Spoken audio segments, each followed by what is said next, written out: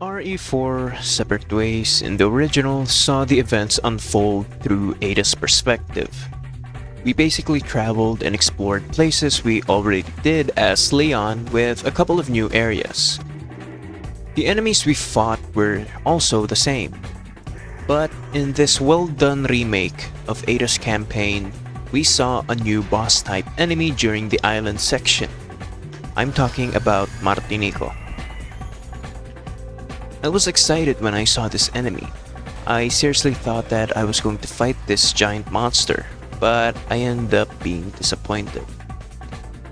It was just a mix of Sturm where he chases you throughout the whole area in scripted events, and the giant crocodile alligator thing in RE2 Remake where it basically just dies in a cutscene. It wasn't really much of a boss fight because you didn't even get to fight the damn thing. It felt like an unnecessary, forgettable addition in my opinion. You could have replaced it with ganados spread throughout the whole facility and it wouldn't have made much of a difference. It was the most disappointing thing about the Separate Ways remake.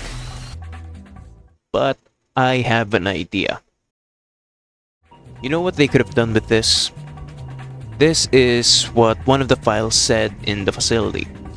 Subject analysis Martinico. The effects of the amber are greater than anything I could have imagined. Martinico was once a fragile, uncontrollable test subject that was despised for being born deformed. But after numerous experiments, it gained tremendous resilience and regenerating abilities, and now it is impervious to conventional weapons. Now for the bad news. It may be stronger, but its mental capacity has not improved at all. In the unlikely event that it breaks free, there's little we can do to contain it again. Only the powerful lasers can stop it for good. I wonder what kind of weapon in RE4 uses a powerful laser. Oh wait, that's right, the fucking PRL. They were putting stuff into her campaign that was cut in the main game, so why not this weapon?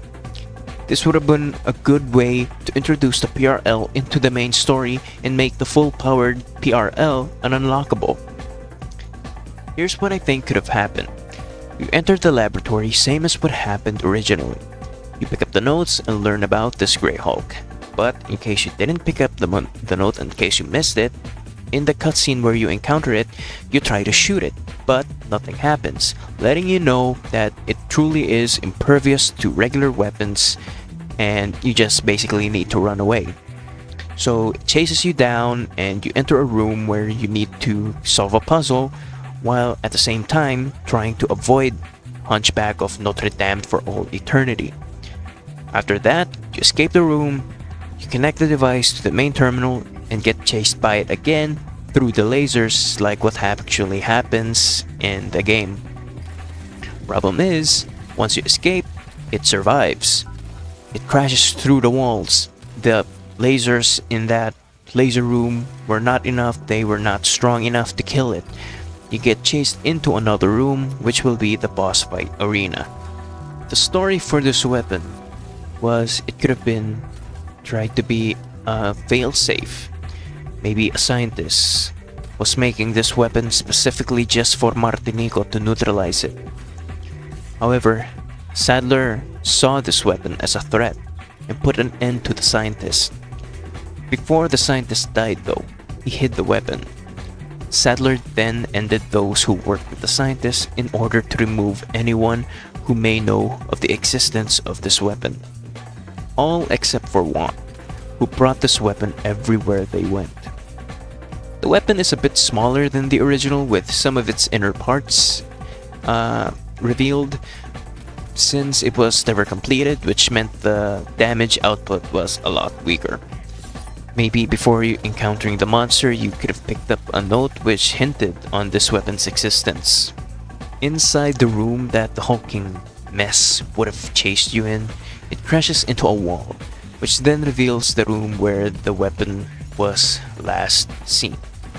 The story could have been the scientists started realizing the horrors of the experiments and how much pain they brought, and he felt pity towards the deformed Martinico, the pain and suffering that it went through, and knew that Sadler planned on having him killed because of the weapon that he was trying to make, and decided to entrust it to someone who was not involved in the creation of this weapon, someone the scientist trusted.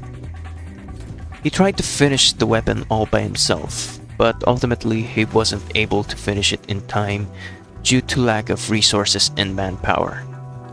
Martinico escapes and started wreaking havoc in the laboratory. Seeing everything unfold and how the weapon was not strong enough to kill Martinico in a single blast, he decided to enter his room and just end it all, with the weapon right beside him. The scientist entrusted the completion of the weapon to him, but he just wasn't able to do it. He failed. The guilt of knowing he let down the lives that were taken for this weapon was too much for him, and the fear of getting caught by this giant monster with him completely defenseless, he just decided to go out on his own instead. After Martinico crashes into the wall and exposes the weapon, Ada sees it and decides to use it. Don't ask me how she knew how to use it immediately and how she knew what it's for. This is Resident Evil, lots of shit made less sense than this. She needed to immobilize the monster first and then take aim at its back where its weak spot is located. And this needed to be done quite a few times. The higher the difficulty, the more times it needed to be shot. The monster is weakened, and so that you don't have to add new mechanics for this weapon, maybe it just explodes after the fight or something. Maybe Ada shoves it up its ass and explodes in a brilliant burst of light and guts, I don't know. Or make it a usable weapon, but a lot more nerfed. Make it so that the weapon was damaged during the fight. It then needed a few minutes to charge, and you can check if it is charged when you open your inventory and it is glowing, or if the battery is shown at max. Then the fully powered OG PRL could have been unlockable for both Leon and Ada's campaigns. This is what I think should have happened. I truly think that the addition of Martinico was unnecessary, disappointing, and completely forgettable. Nobody is talking about Martinico. We had a familiar boss fight with El Gigante in the village, an all-new but at the same time familiar boss fight with you three at the castle. We could have had a completely new and unique boss fight with Martinico at the island, a never-before-seen fight in Resident Evil 4. Then we could had Sadler as the final boss in Chapter 7, but that's what I think. Let me know what you think in the comments below. Don't forget to leave a like and subscribe. Now, if you excuse me, I'm just gonna go ahead and play more Resident Evil 4.